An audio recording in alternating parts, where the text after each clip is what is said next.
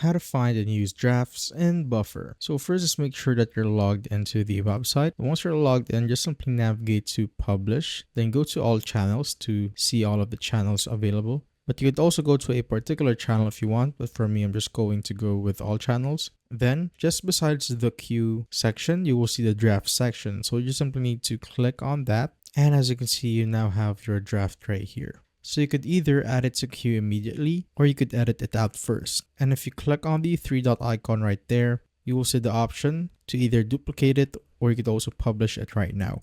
But let's say you want to edit it first, you could just simply click on the pencil icon right there and add whatever you want. And once that's done, you could now post it right here at the bottom. So click on the drop down menu right here. So you could either select next available, prioritize now, or set date and time. And after that, just click on schedule post to post your draft. Same goes if you click on this add to queue.